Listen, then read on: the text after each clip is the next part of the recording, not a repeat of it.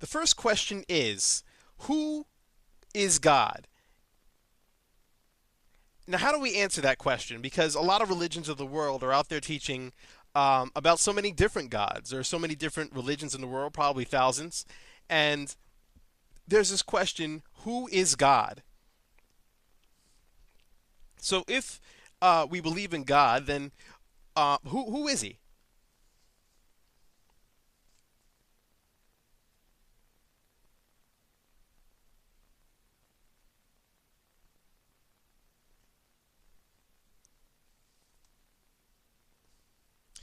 Well, when we refer to God, we refer to the ruler of the universe, the one who controls it all. We are also referring to our creator. All right, so the one who created us all and also rules us all, then that person or that being would be God. And so the Bible tells us that there is only one creator, one God, who creates and rules all of us and rules the entire universe, and that is Jehovah God. Now, when we believe in God, we have to understand who God is. So we start out with these facts. We believe that we have the right to answer this question. And number two, this fundamental question has not been satisfactorily answered even today.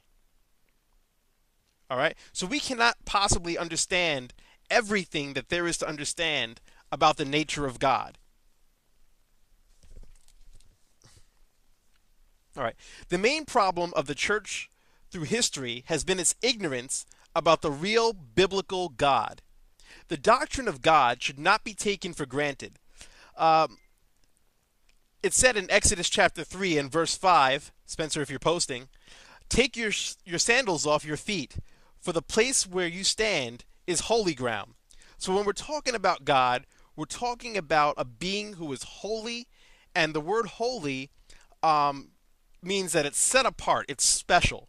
Okay? There's no one in the world, no being in the universe who is like God. And so, because of that, God is a holy God. And so, when we approach Him, we must approach Him with reverence and with respect.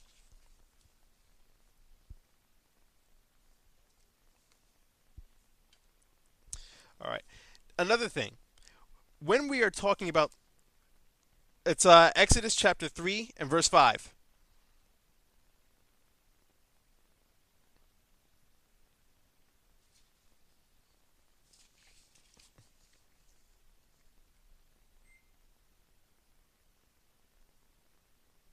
right?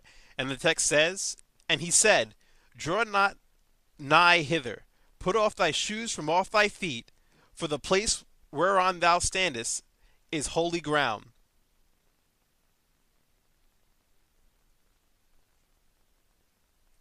All right? So, right there, we know that wherever the presence of God is, um, God even makes things around him holy. All right? God is a holy God. So when we come to God, we must recognize him as a being who is holy, who is set apart, who isn't like everything else around him. And that's what holy is all about. The best way to draw an example is with marriage.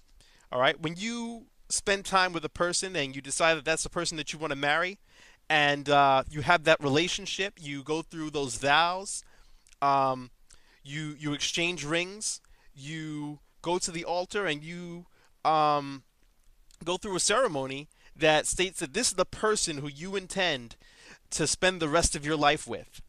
And so marriage becomes what's called holy matrimony, which means that the relationship between husband and wife, or the relationship that husband and wife share, is a relationship that is not shared between those two persons with anyone else. So if you are married, your wife is holy because there is no one else that shares that relationship with you that your wife shares.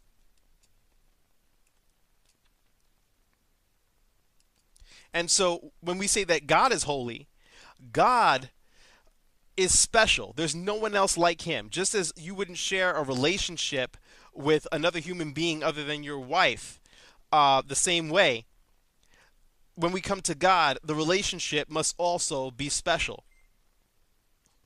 And God himself is special. And God is holy and set apart because As he says in another scripture, I am the Lord thy God, there is none like me.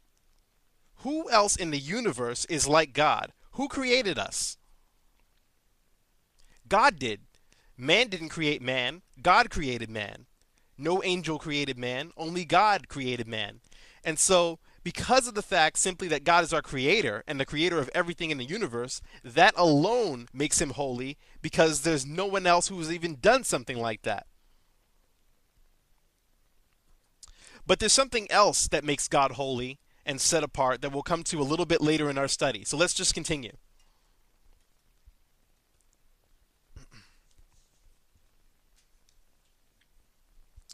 We need to discover for ourselves who God is and what he's like. I mean, we wonder, we hear the stories about God, we know what we've been brought up to believe, but do we know God personally? Who is God for me and you? How does he relate to us? Does he have a relationship with us